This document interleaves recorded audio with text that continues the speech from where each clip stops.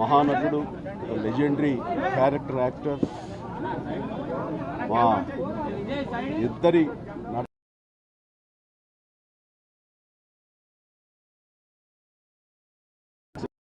నారాయణమూర్తి ఉన్నాడు.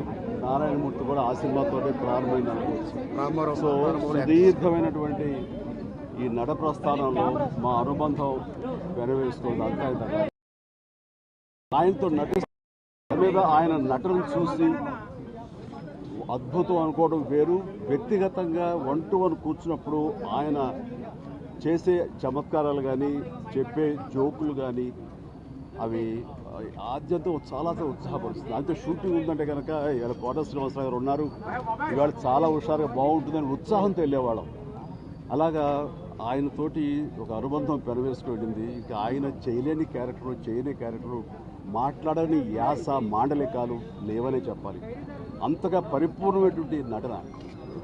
నాటక రంగం నుంచి వచ్చి సినిమా రంగంలో తనకంటూ ప్రత్యేకమైన స్థానం ఏర్పరచినటువంటి గొప్ప నటుడు. ఆయనతోటి నాకు ఎన్నో సినిమాల అనుబంధం ఉంది. ప్రతి సినిమా ఒక్కొక్క అద్భుతమైనటువంటి నాకు ఒక ప్రత్యేకం. అండ్ అలాంటి మా కోట శ్రీనివాసరావు గారు ఈ రోజున లేరు అనుకోవటం అనేది నిజంగా చాలా తీరని లోటు.